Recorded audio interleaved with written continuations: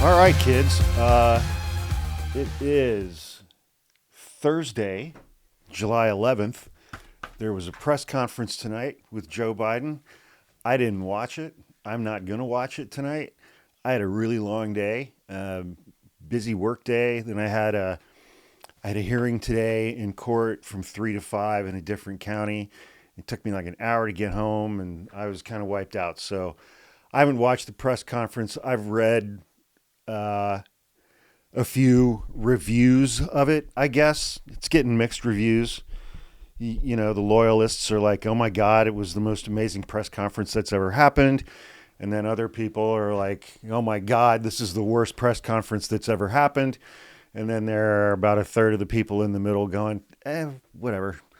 So I'm going to take an evening off from that thing that's going on right now that is tearing so many things apart. But so we've gotten a few hundred new folks here as subscribers to the podcast. Welcome. This is another episode of Coffee with Hawk, kind of the news recap show. And since we got new people here, I wanted to show you guys something. Another amazing selection from our merch store. This is our Trump nickname shirt. Maybe it'll focus. Whatever. Okay. Hawkmerchstore.com. We still have the Pride merch up if you guys want some more Pride merch. Blah, blah, blah, blah, blah. So because I've had a super busy couple days, I have not gotten around to starting to follow everybody back who is subscribing at least this level and above. But my brother, being my brother, the amazing human being that he is, has made me a spreadsheet because I am extremely technologically, what's the opposite of gifted? Stunted. And so he's trying to make that easy on me. So we'll get all you guys followed back soon. You know, and we'll just keep riding this situation out, man. God, this just whatever. It's really been an unpleasant couple of weeks, you know? It's just really been an unpleasant couple of weeks all the way around. All the way around. And so the news stories that I'm going to talk about tonight, a few of them have to do with Biden. I tried to minimize that. And let me tell you, it was not easy finding news stories this evening that don't have anything to do with Joe Biden. It's every freaking story out there. Yeah. Anyway, let's dive in. I'm calling this one kind of in a amuse-bouche for Full Potato Friday, which is tomorrow. This is kind of an appetizer. So there's a Senate race going on in Ohio. Democratic incumbent Sherrod Brown is up for re-election. Even though Ohio's a red state, Sherrod Brown he's a Democrat. He is wildly popular in Ohio because he understands his constituency. He understands the people that he represents. And when he speaks to them, he speaks to them. And people in Ohio freaking love Sherrod Brown. And fun fact, Sherrod Brown's mom and my grandmother on my mom's side were best friends in Mansfield, Ohio. And my mom, when she was still alive, when much younger, used to babysit Sherrod Brown when he was a kid. There you go. And Sherrod Brown, when he was Secretary of State in Ohio years and years ago, he got us tickets. So Frank Zappa, back in the day when he would tour, he would always have voter registration booths at his show. And so our mom called him up, got us tickets to go see Frank Zappa. We were like 11 or 12, something like that. And if I'm remembering correctly, I think we ended up having dinner with him, with Frank Zappa. My brother still has his autographed ticket stub. So yeah, Sherrod Brown's good people. Sherrod Brown's a great guy. So he's running against this absolute MAGA douche canoe named Bernie Moreno, who won the Republican primary for Senate in the state of Ohio. You can imagine how that primary went. Yeah, he's an idiot. He's just an idiot of the highest order. So he met with reporters outside of Sherrod Brown's office and said, I can tell you this, if I'm here, I will talk to you at any point in time, and I will even take tough questions from you, the press. Sherrod Brown won't do that. He immediately then got a question about abortion, and he looked at the reporter and said, I'm not here to talk about abortion.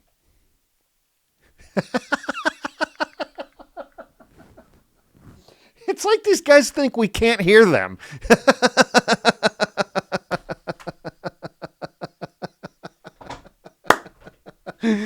Oh, man. I'm here to take tough questions. Not that one. Economists agree that if Trump gets reelected and implements his policies like his tariffs and all that other bullshit, inflation's going to get dramatically worse. And his supporters don't care because they can't read. I don't care about that story. Donald Trump's team is now working things into his speech, if you can call it that, the ramblings of a diaper-wearing lunatic. He's going to start going after Kamala Harris just to get ready. You know, interestingly, there's a really good article in The Atlantic right now. It was written by Tim Alberta, who's a fantastic writer. And it is a deep dive into Trump's campaign and the two people who are running that campaign, the co-managers, Chris LaCivita and Susie Weil. It is equal parts fascinating and absolutely fucking horrifying. And they basically are like, we've spent the last 2 years getting ready to run against Joe Biden. If he drops out and Kamala takes over, we're fucked. So, bright side.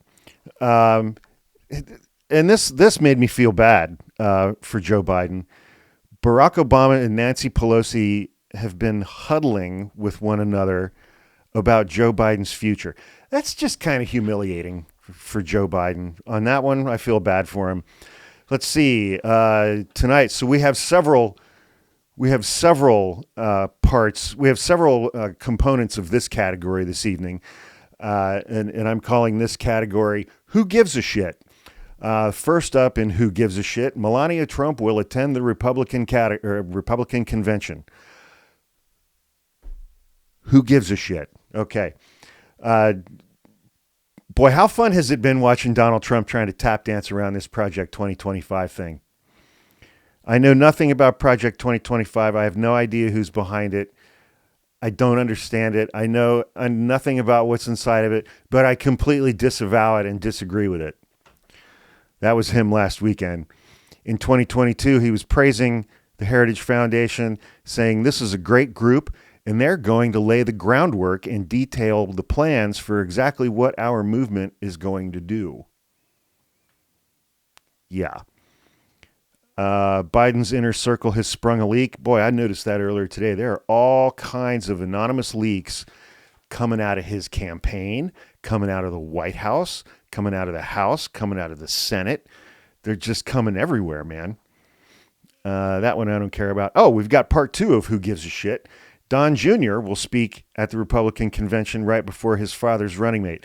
So his best friend is J.D. Vance. And so everybody thinks that this means that J.D. Vance is going to be Donald Trump's running mate. But J.D. Vance has something that Donald Trump absolutely hates: facial hair. I'm not kidding. Donald Trump absolutely hates facial hair on men and on women, I would assume. So we'll see what happens there. But again, Don Jr. is going to be at the convention. Say it with me. Who gives a shit? There we go. This I don't understand at all. Okay, so the two people who ran against Joe Biden in the primaries, Representative Dean Phillips from Minnesota and Marianne Williamson. I can't find my crystals. The two of them were spotted having breakfast together this morning.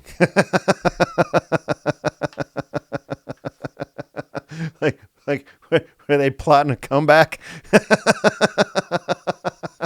We'll get him this time.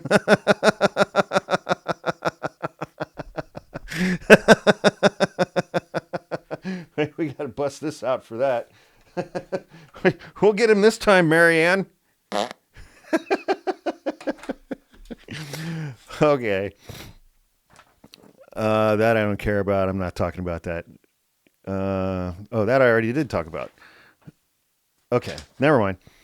Okay, so the U.S. apparently foiled a Russian plot to assassinate defense executives in Germany because they're making weapons for Ukraine.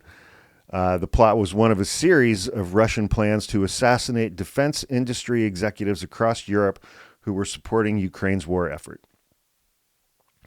I mean, I saw an estimate the other day that Russia, between dead and wounded, they've lost like 750,000 soldiers in Ukraine. That is insane. That's insane.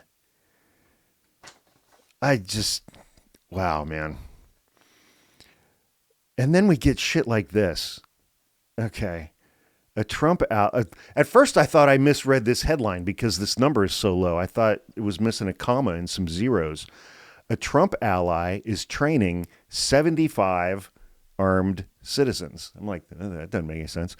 The leader of a New York City suburb is recruiting 75 armed citizens, many of them former police officers, for a force of special deputies to be activated whenever he chooses. Frankly, that sounds like the plot to a gay porn film. Nassau County Executive Bruce Blakeman, a Republican who has allied himself with Donald Trump and has thrust himself into the culture wars, posted a call in March for residents with gun permits and an interest in becoming provisional. What? Let's game this out for a second. So Nassau County, that's out on Long Island. Let's say that this guy actually gets his 75 recruited special deputies, and it's say like 7:30 at night on a Friday, and this guy decides, he hears that something happened and he wants to activate his 75 special deputies. Is he gonna have like a bat signal? Is it like a group text? And what are these guys going to do? They're going to dress up like the homosexuals, the Al Qaeda Meal Team 6 gravy green buffets that we see on TikTok, and like all hop in their minivans and go mobilize somewhere. I mean, it sounds like he's trying to put together a group of like the Super Friends. What a bunch of fucking clowns. Oh, I got bad news for everybody. I mean, and I get the blue MAGA and the blue Anon people in my comments every time I talk about Joe Biden. They're like, why aren't you talking about the Jeffrey Epstein documents? And I mean, I get that comment hundreds and hundreds and hundreds of times today. Bad news. There's nothing there. The Washington Post did a fact check on new claims that Donald Trump was more closely tied to deceased sex trafficker Jeffrey Epstein, but finds no links. That hasn't stopped Democrats from suggesting on social media that there's a disturbing connection, blah, blah, blah, blah, blah, based on new documents that came out. Now, where did I put that book? Oh, I thought I had that book in here. So there is a report. So this is fascinating. There is a reporter at the Miami Herald named Julie K. Brown who wrote a book. She wrote a book about the treatment, basically, that Jeffrey Epstein got from the legal system. And that book basically like reinvigorated the investigation into him. She's a badass, man. She is a total badass. reinvigorated the investigation into him after he was done with his prison cell and all this stuff. And so whatever it was in 2018 or 2019, her book is basically what led to him getting arrested again. And then however you believe that happened. So she has valiantly tried to point out these errors on Twitter, but the misinformation keeps spreading.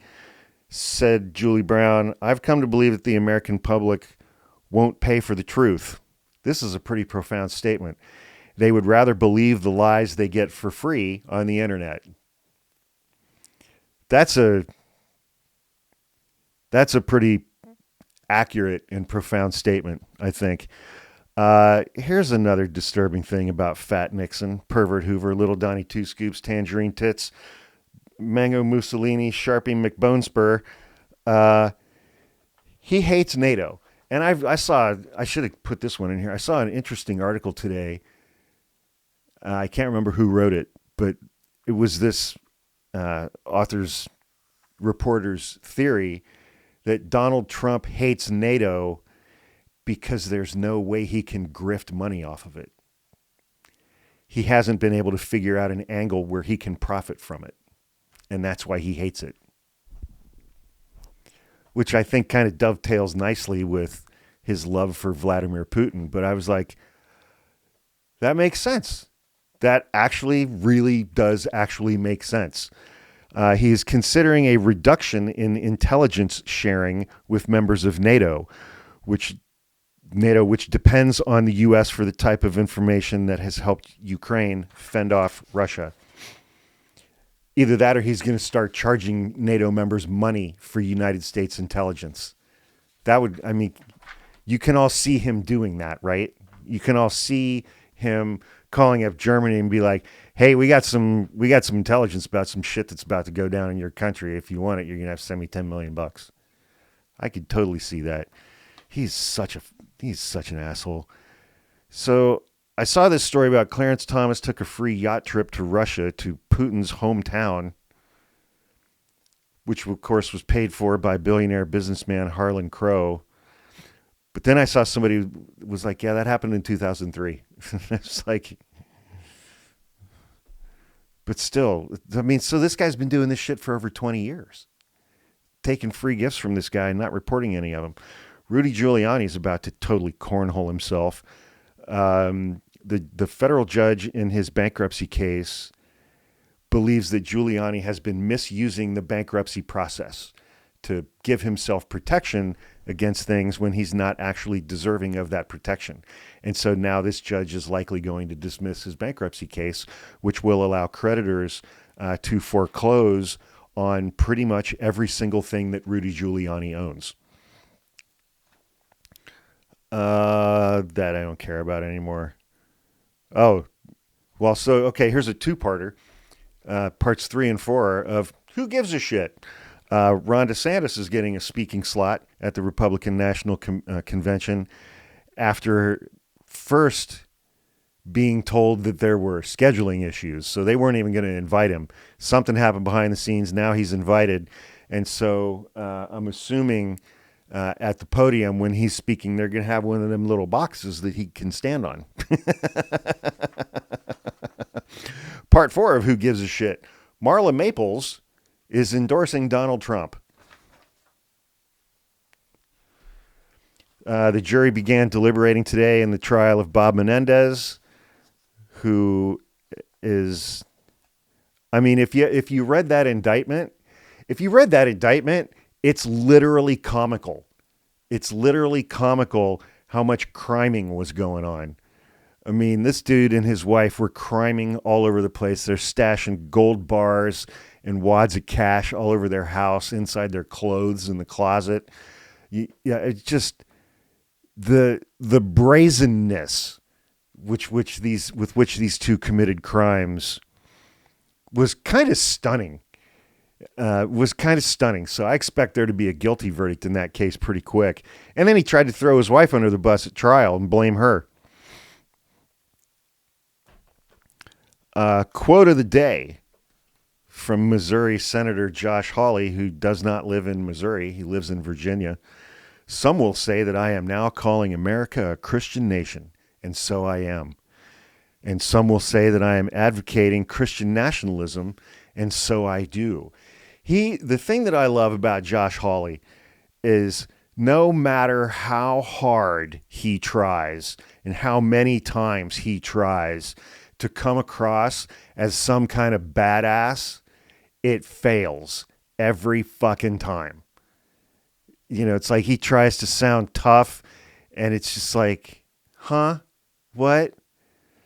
Like he's standing on some great principle, at great personal risk to himself, but he's going to stand. He's a fucking Ivy League educated attorney. He knows every single thing that's coming out of his mouth is a lie. He knows that. But he also knows that his base and Donald Trump's base are stupid and gullible. So he gets away with it because his supporters are a bunch of dipshits. Amazing. And then what a perfect dovetail. And then you get guys like this.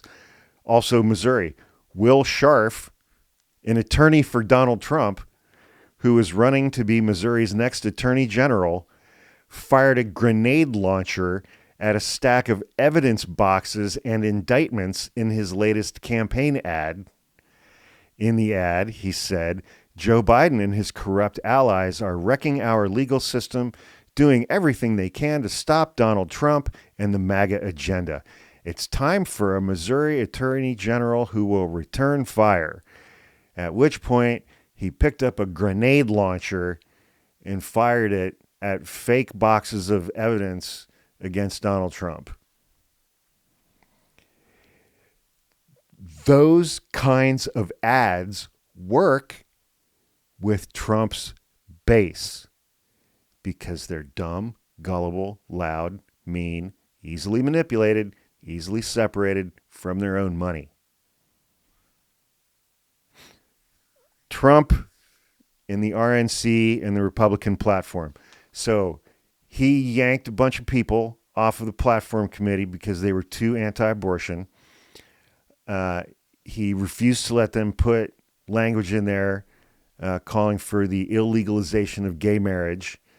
He refused to let them put language in there explicitly calling for a nationwide abortion ban.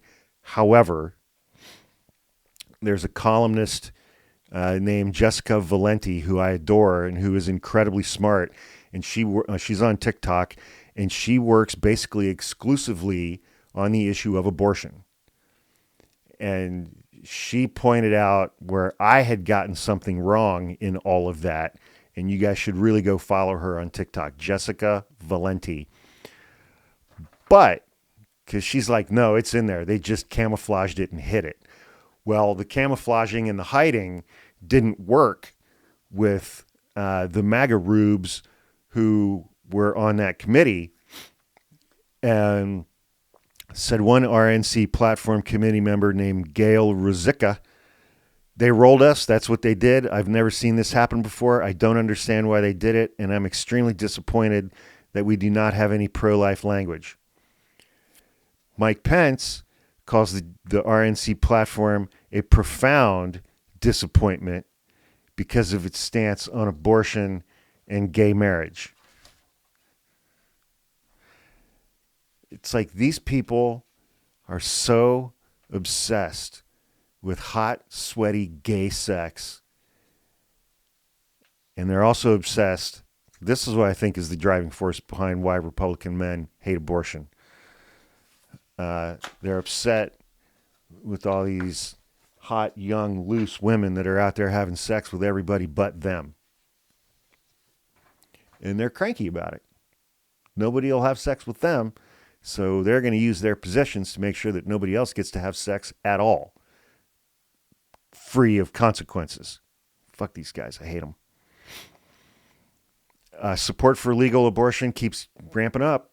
Polling across the United States goes up, up, up, up, up. Okay, we're going to close out on this one. Speaking of all of that, abortion rights and abortion referendums that are going to be on the ballot this fall. 5 states have confirmed abortion rights measures on this fall's ballot: Colorado, Florida, Maryland, Nevada, South Dakota. Every single state that's done that, it's passed by like a 60-40 margin in red states. In states like California, the margins have been even higher. So that's 3 red states: Florida, Nevada, South Dakota. Other states that are working on it are also Arizona, Missouri, Montana, Arkansas, Nebraska. Man, those are all red states. So that's going to do so many things. One, it's going to preserve women's rights to safe medical care, for fuck's sake.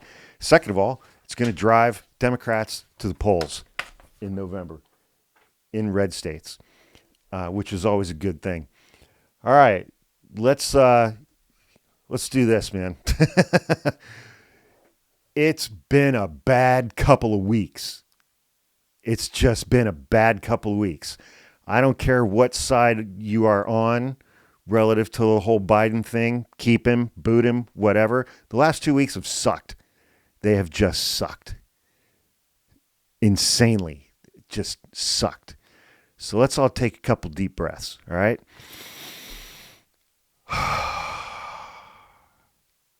One more.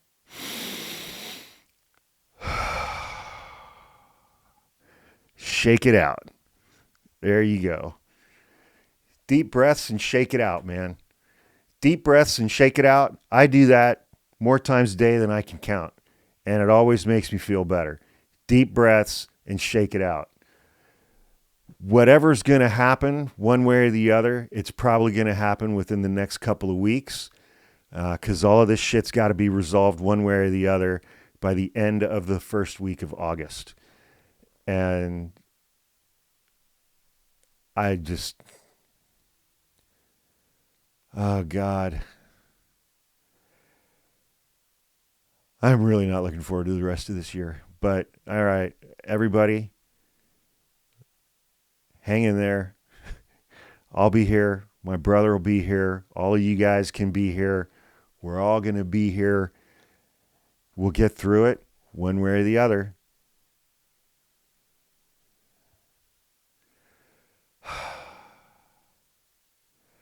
I'm going to go eat my feelings. I hope everybody has an amazing Friday and a fun and safe weekend.